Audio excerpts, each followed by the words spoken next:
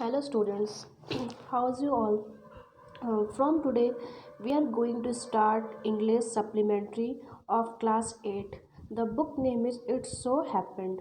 Okay, and from today we are going to start our first chapter, and the chapter name is How the Camel Got His Hump. Okay, the chapter name is How the Camel Got His Hump. तो ये supplementary की book है। Supplementary की book से ये first chapter है class 8। The chapter का जो नेम है वो है how the camel got his hump. Camel ने अपना हम्प कैसे, कैमल को अपना हम्प कैसे मिला। ठीक है, तो आपको मैं बता दूं, हम्प आप जानते हैं क्या होता होगा। हम्प मतलब जो कैमल के पीठ पे पीछे जो थोड़ा सा हिस्सा उठा हुआ रहता है, ऊंचा उठा हुआ रहता है, जिसको हम कहते हैं कि वह फैट या खाना कैमल स्टोर करता है, उसे हम कहते हैं। तो ये एक इमेजरी मतलब इमेजिन किया हुआ बस काल्पनिक कहानी है जो आपको हंसाने की कोशिश की गई, थोड़ा आपको मतलब पढ़ाई के लिए या सब्जेक्ट के लिए इंटरेस्ट जगाने की कोशिश की गई है। तो ये एक कॉमिक स्टोरी है और आप कह सकते हैं कि ये आपको थोड़ा एंटरटेन करेगी, हंसाएगी, लेकिन ये सच नहीं है, ये सिर्फ इमेजिनेशन है। Okay, so let's start. यहाँ पे लिखा हुआ है the world has just begin. दुनिया स्टार्ट होने वाली थी and the animals were working for humans. और जो एनिमल्स थे वो किसके लिए काम कर रहे थे? ह्यूमंस के लिए काम कर रहे थे। There was one lazy animal. वहाँ उस टाइम एक लेज़ी एनिमल्स था जो कुछ भी करना नहीं चाहता था, ना ही कुछ करता था, सिर्फ एक ही चीज़ बोलता था। क्या बोलता था? Humph. Okay, even the clever jinn was at his wits end. Even मतलब जबकि इसमें एक जिन के बारे में आपको बताया जाएगा कि जो DJINN है, इसका प्रोनाउंसिएशन जिन होगा। तो जो ये जिन है, इस जिन के बारे में बताया गया, उसकी भी स्टोरी है, वो भी एक समझ के परे है, मतलब वो भी काल्पनिक ही है।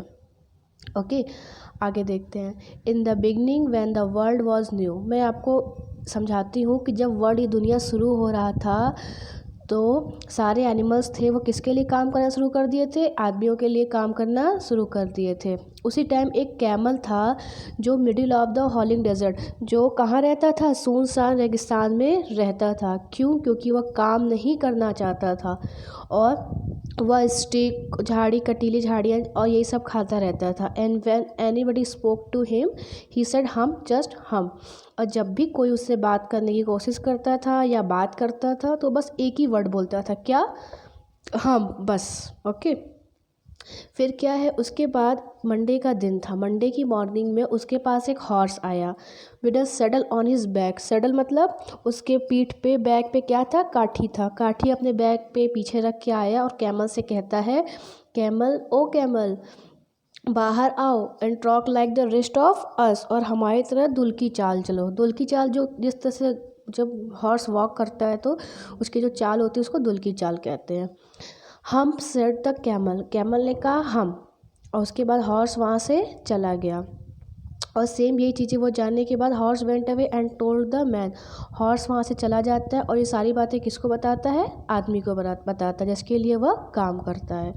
उसके बाद वहाँ एक डॉग आता है with a stick in his mouth. अपने माउथ में क्या लिया होता है? स्टिक लिया होता है। एंड सेड, और क्या कहता है? कहता है, उससे भी वही कहता है, कैमल, ओ कैमल। उसको भी यही, वो camel, O camel, come and fetch and carry like the rest of us. आओ और हमारे तरह ऐसे ही काम करो। कैमल फिर क्या बोलता है? हम। उसके बाद डॉग वहाँ से चला जाता है और वो ये सब बातें किसको बताता है? आदमी को बताता है। उसके जस्ट बाद वहाँ एक ऑक्स आता है with a yoke on his neck. Yoke मतलब समझ सकते हैं कि अपने पीठ पे या नेक के पास योक लिए हुए, गंदगी या जू लिए हुए आता है और कहता है, camel, O camel, camel, O camel, आओ और हमारी तरह खेत को प्लफ मतलब जोतना होता है, प्लाव मतलब जोतना, खेत को जोतो। फिर से कैमल क्या कहता है? हम। और उसके बाद फिर ऑक्स क्या करता है? ये बातें जाके अपने आदमी को बताता है। At the end of the day, दिन ख़त्म होने के बाद वो जो आदमी रहता है वह हॉर्स को, डॉग को और ऑक्स को एक साथ बुलाता है। ठीक है, और कहता है 303, मतलब तुम तीनों से मैं माफ़ी मांगता हूँ। ठीक है, I am sorry for you, मैं तुम तीनों से माफ़ी मांगता हूँ, लेकिन द हैड हम वह जो हम थिंग है, जो हम बोलने वाला एनिमल है, वो जो डेजर्ट में बैठा हुआ है वह तो काम कर नहीं सकता और इसीलिए मैं उसको यहाँ बुला भी नहीं सकता। So I am giving to leave him alone, इसलिए मैं उसे अकेला छोड़ता हूँ। इसलिए you must work double time, इसलिए तुम तीनों को डबल टाइम काम करना होगा, जिससे कि कैमल के काम का भी मेकअप हो जाए या कैमल के काम को भी पूरा हो जाए। ठीक है, जैसे कि अगर 4 लोगों का ग्रुप होता है, अगर 3 व्यक्ति काम करता है, चौथा व्यक्ति काम नहीं कर रहा है या एब्सेंट है, तो उसके हिस्से का भी काम हमें करना पड़ता है ना, बस वैसे ही था। ठीक है, इसकी वजह से क्या होता है, वो तीनों बहुत गुस्सा हो जाते हैं, डॉग, हॉर्स और ऑक्स। ठीक है, उसके बाद वे वहीं डेजर्ट में एक पंचायत बैठाते हैं। उसके बाद जब बैठाते हैं तो कैमल वहीं से गुजरता है, मुंह में कुछ चबाया रहता है, कटीली झाड़ियाँ वगैरह खाते हुए उन तीनों पे हंसते हुए चला जाता है और बस इतना ही कहते हुए जाता है हम, फिर वहाँ से वह चला जाता है। फिर देखिए, presently there came along the jinn, उसी टाइम जब तीनों वहाँ बैठे होते हैं तो जिन आता है। जो जिन कौन रहता है, in charge of the all desert, पूरे डेजर्ट का इंचार्ज रहता है। Rolling in a cloud of dust का अर्थ होता है कि जैसे कि वह आता है ना, तो मतलब डस्ट को पूरा उड़ाते हुए, क्या उड़ाते हुए, पूरा डस्ट को उड़ाते हुए आता है, धूल उड़ाते हुए।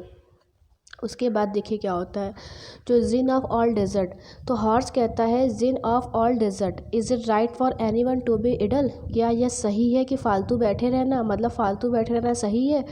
जिन रिप्लाई करते नहीं, बिल्कुल नहीं। फिर हॉर्स बोलता है अच्छा, तो आपके डेजर्ट के बीच में एक बैठा हुआ है एक व्यक्ति, मतलब बताता है कि एक ऐसी चीज़ है जो बैठी हुई है, जिसके लॉन्ग नेक है और लॉन्ग लेग है, मतलब कि लंबी गर्दन है और लंबे पैर हैं। वह कोई भी काम करने को तैयार नहीं है, मतलब वो मंडे से कोई काम नहीं किया है। ही वॉन्ट ट्रॉट, इवन वो चलने फिरने या हिलने डुलने के लिए भी तैयार नहीं है। ठीक, जिन बोलते हैं वी मतलब क्या होता है, वाह कहते हैं, वाह मतलब वी का मतलब एक जैसे वाह हुआ, तो वाह बोलते हैं। जिन कहते हैं सीटी बजाते हुए, that's my camel, what does he say about it, कहता है अच्छा, तो तुम क्या कैमल की बात कर रहे हो, तुम उसके बारे में क्या कह रहे हो। तो वह बताते हैं, ऑक्स और जो डॉग रहते हैं वो बताते हैं कि ही से हम, वह बस हम बोलता है। मतलब ऑक्स बताता है वह सब हम बोलता है, जब मैंने उसे खेत को जोतने के लिए कहा तो उसने बस हम बोला। ठीक है, फिर बोलता है very good sir the jinn, जिन बोलते हैं बहुत अच्छा, I will humph him if you will kindly wait a minute, और वो उसको बोलते हैं कि तुम वेट करो, कुछ देर 1 मिनट वेट करो, मैं उसे अभी हम कराता हूँ। इसका अर्थ ये होता है कि मतलब कि तुम वेट करो, मैं उसको भी सबक सिखाता हूँ, या मैं उसको भी मैं उसको बताता हूँ या उससे बात करके आता हूँ। ओके, आगे देखिए। ठीक है, यहाँ से ही चैप्टर का सेकंड पार्ट स्टार्ट हो रहा है। फिर देखिए, फिर उसी टाइम क्या होता है, जो जिन होता है वह jinn rolled himself in the dust clock, फिर उसी टाइम जिस तरह से जिम आए रहते हैं डस्ट में एकदम लिपटे हुए अचानक से, वैसे ही फिर वो डस्ट में लिपटे हुए अचानक से गायब हो जाते हैं। And took a walk across the desert and found the camel looking at his own reflection in a pool of water, उसी टाइम वो डेजर्ट में जाते हैं उस जगह पे जहाँ पे कैमल अपने रिफ्लेक्शन को किस में देख रहा होता है, पूल ऑफ वाटर, एक पूल होता है वहाँ पानी होता है, उसमें अपने रिफ्लेक्शन को देख रहा होता है। मैं अभी नीचे आपको दिखाती हूँ। जिन बोलता है माय फ्रेंड, मैं ये तुम्हारे बारे में क्या सुन रहा हूँ, तुम कोई काम नहीं करते। ठीक है, जिन बोलता है कि मैं तुम्हारे बारे में सुन रहा हूँ कि तुम कोई काम नहीं करते।